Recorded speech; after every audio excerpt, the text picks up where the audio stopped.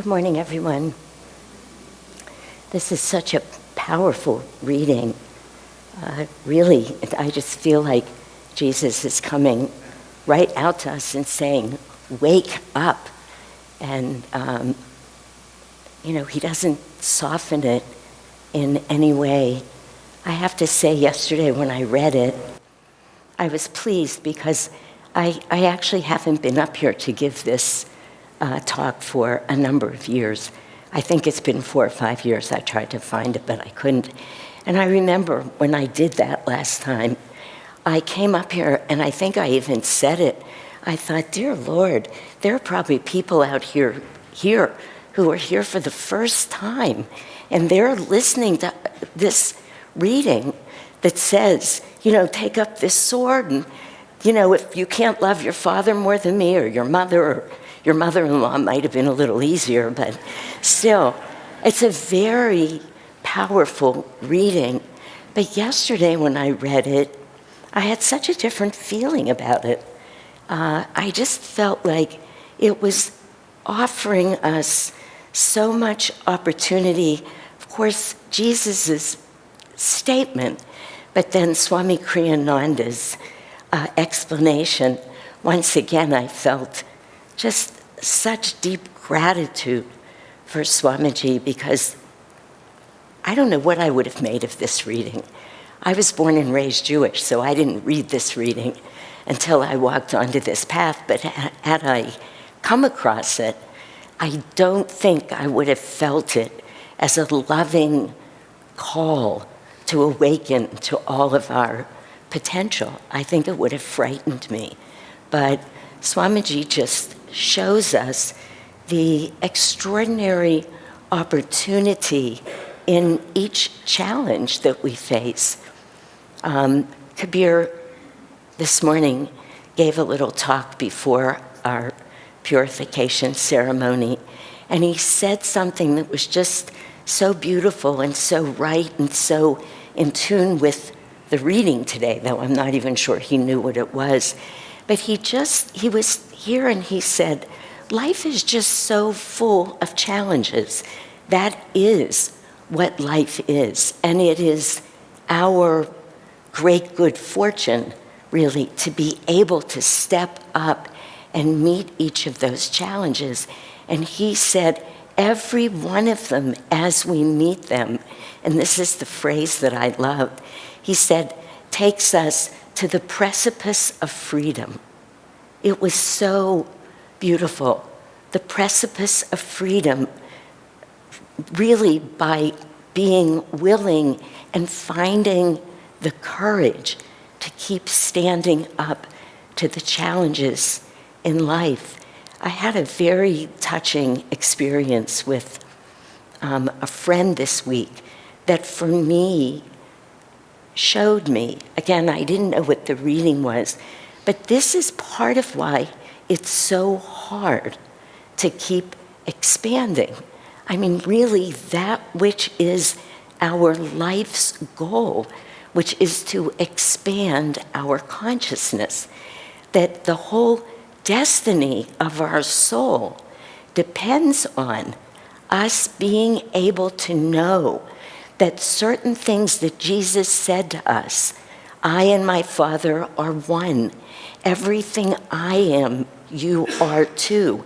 He was saying that to us, and I think there were many people who misunderstood that, many people who would love to worship Jesus the man.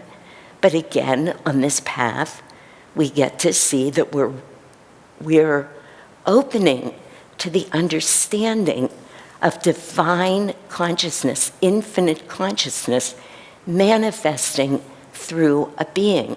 So it's Christ consciousness.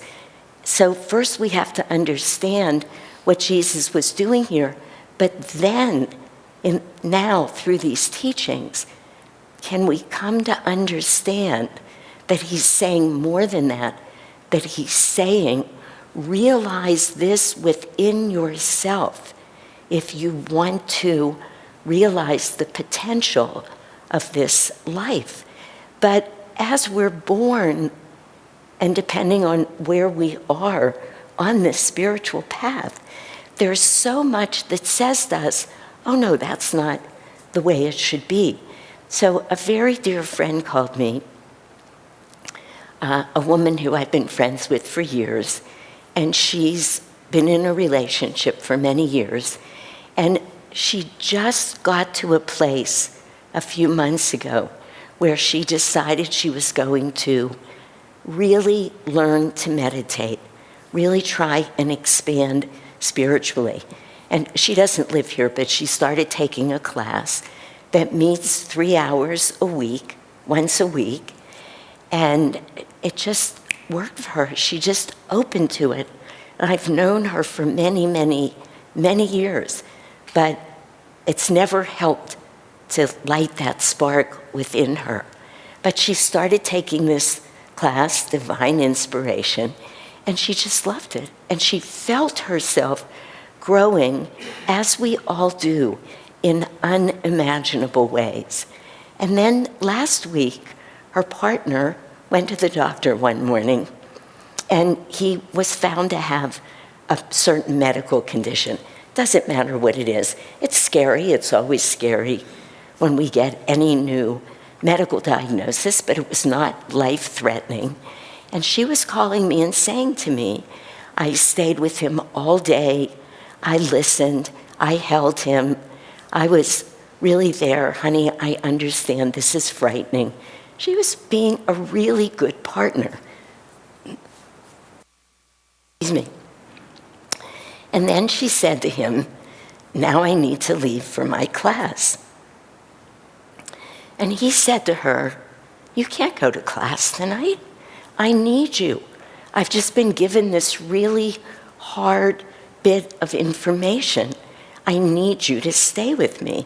And she said, you actually need me to go to this class, because if I go to this class and I continue to grow in the ways that I'm being given the opportunities to grow, I will be able to be here with you in such bigger, more profound, more touching ways.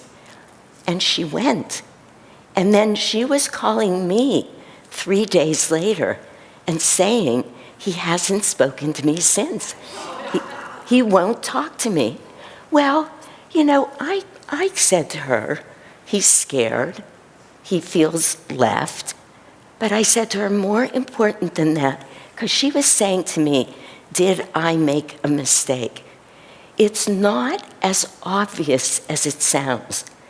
I knew it would be an easy example for us to get in this setting. Here we are talking about courage and soul expansion, but not the only time in our life where we are actually hypnotized or mesmerized by that which is usual. I'm pretty sure it's happened to all of us. We live in terms of what we're supposed to be or do, or ways we're supposed to behave.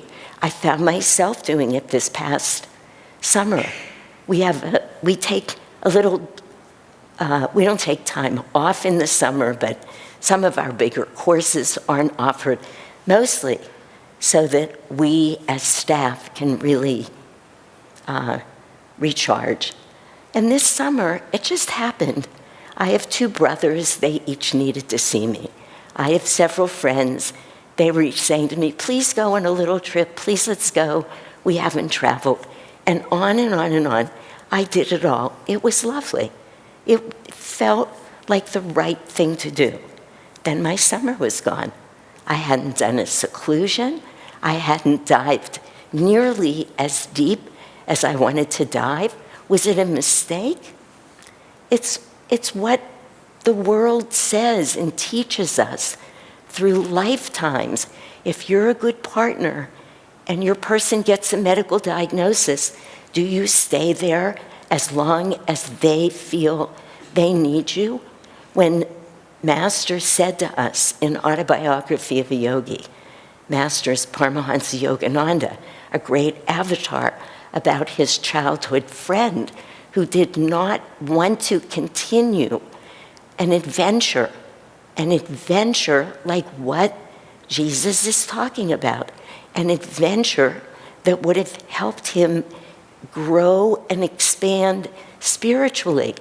When they got caught, and Yogananda said to him, "We'll go home, but we can slip away again," his friend looked at him like he lost his mind.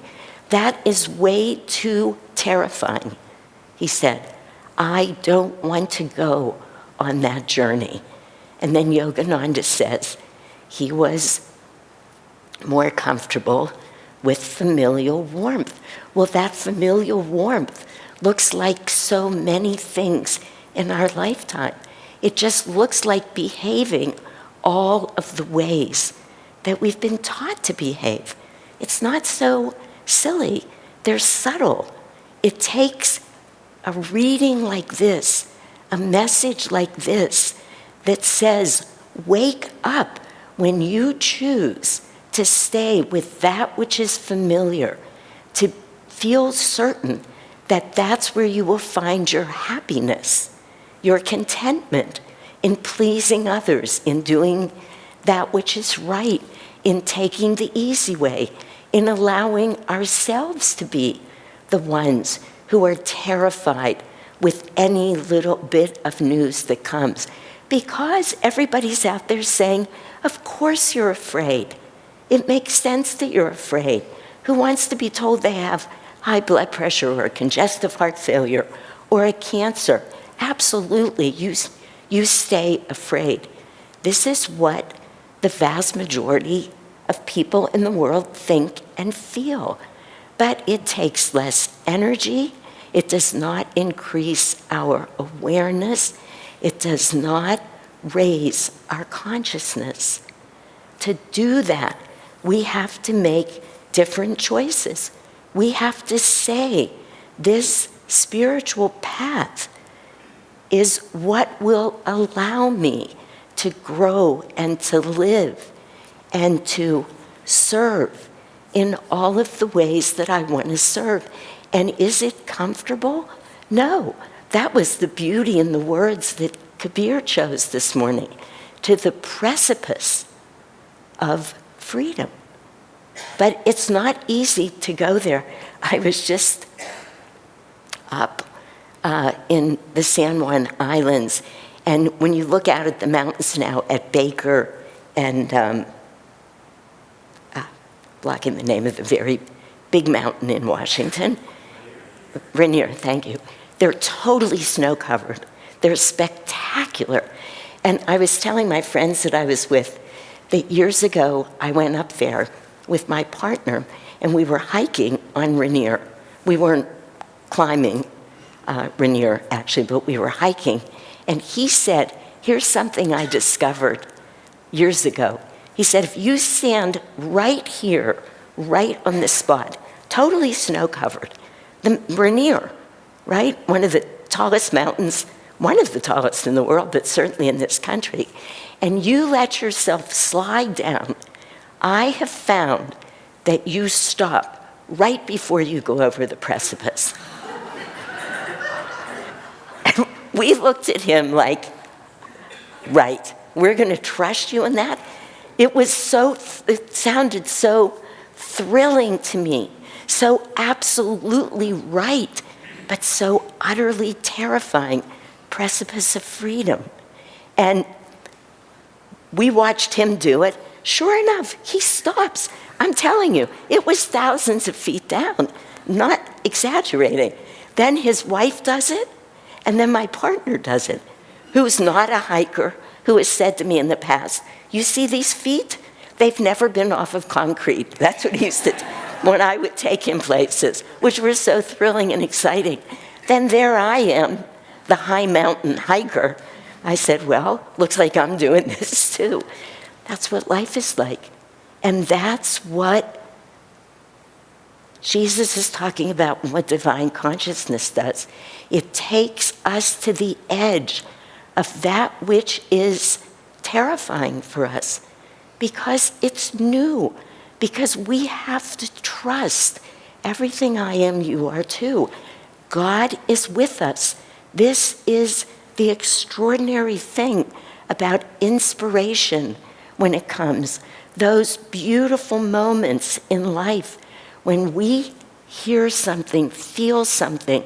I refer to it now as being downloaded because it feels that way. You just get it. You know it's right. That is God calling us. We can't ignore that. We can't run home and just stay where it's safe. Well, we can, but we're not making any progress.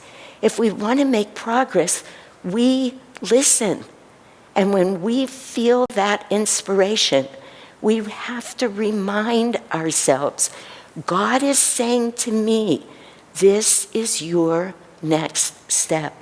This is how I'm going to hold your hand and help you expand your consciousness.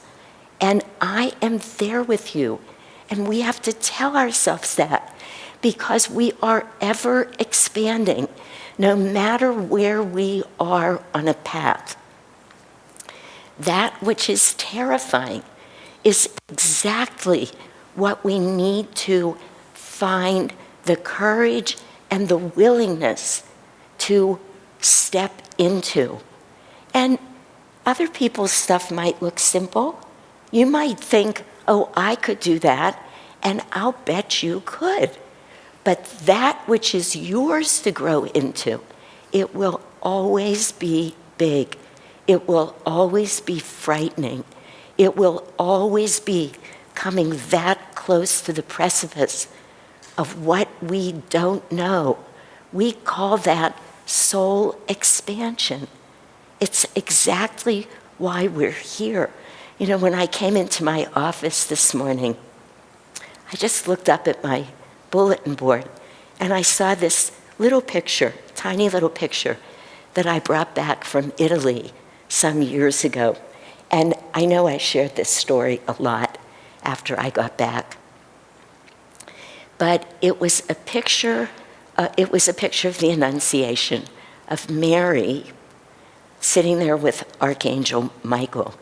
And it was a print of a picture that was taken at a place that we went to on, well, a couple of back-to-back pilgrimages called La Verna. Very sacred place in Italy where St. Francis received the stigmata.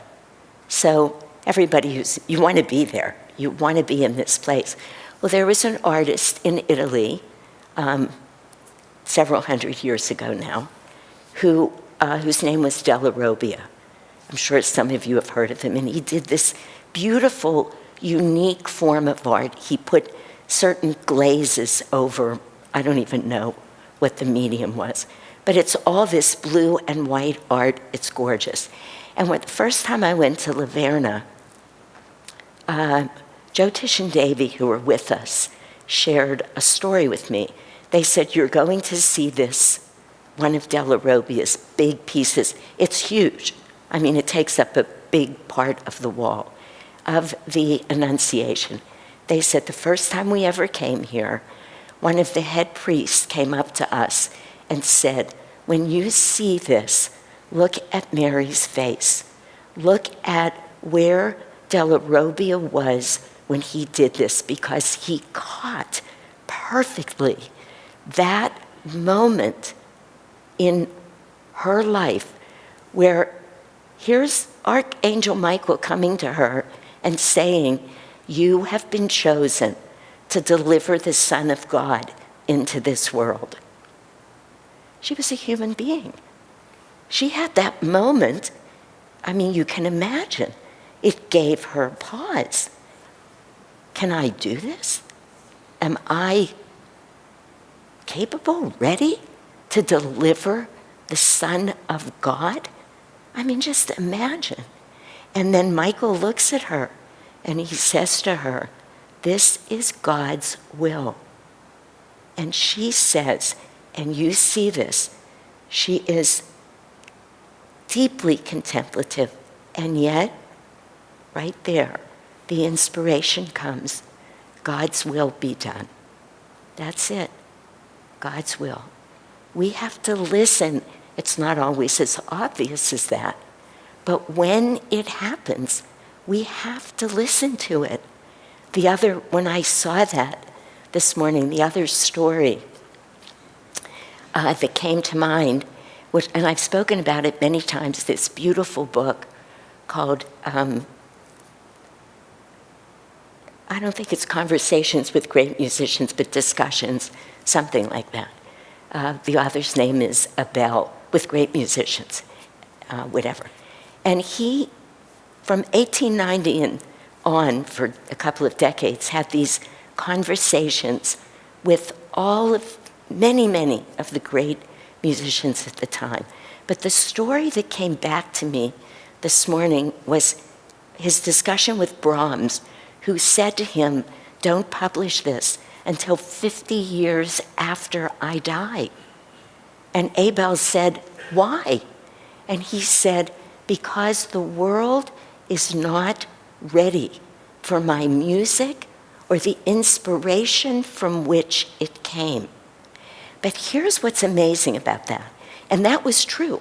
His music was not, his violin concertos were not allowed to be played.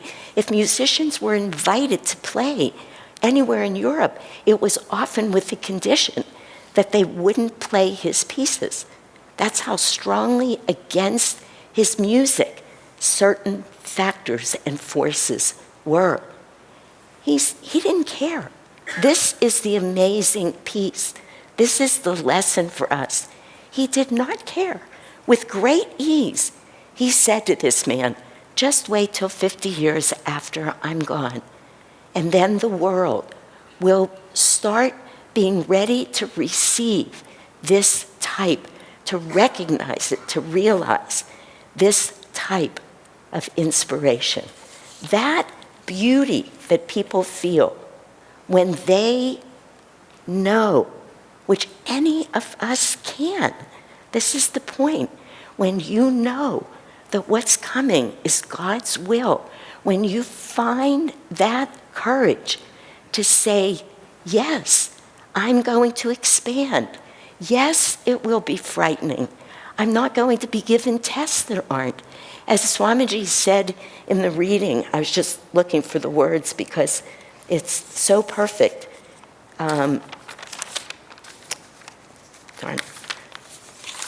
He said in this reading here, the struggle that Jesus describes is not a war against unknown enemies.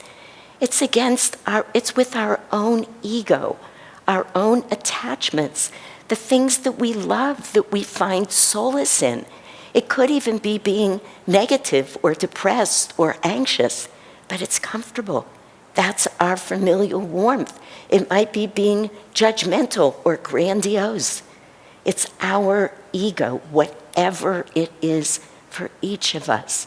That is where the battle has to be fought. That is why Swamiji put a whole chapter in this great Raja Yoga book called Life is a Battlefield. It is a battlefield. There's nothing else for us to do. The very fact that we're here today, but to, with great courage, strength, commitment, devotion, all of those strong words, step out onto the battlefield and say, absolutely, I am here. I will take up this sword of discrimination. Jesus isn't telling us not to love our mother and father. That would be ridiculous. That's not who he was with his own mother.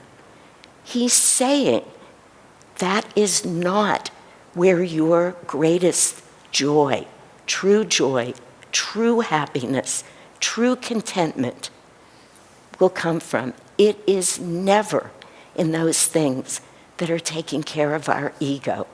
That is contractive. It is in anything and everything that leads to soul expansion, that connects us with the divine. Who cares how frightening it is? Who cares how hard it is to let go? What difference does it make? What else would we do? Where else are we going? None of us are going to turn back. We're going to keep stepping out onto the battlefield, and we're going to say, what's my next test? What's my next test? And when it comes, we offer it up to God, and we say, I know you're right here with me. I know I'm everything you are. Show me the way. Please show me the way. God bless all of you.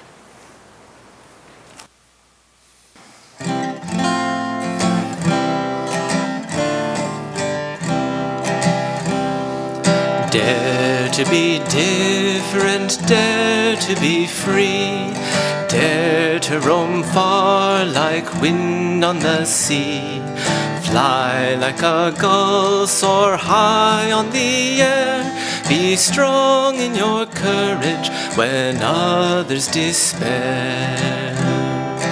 Never in anger, never in haste, go without pride, be never abased. Freedom is yours, if freedom you'll give, to all give it freely, in freedom you'll live. Mountains that stand up tall to the sky tell us no dreaming is ever too high. Dare to climb boldly, brave that high peak. You'll never know failure if bravely you seek.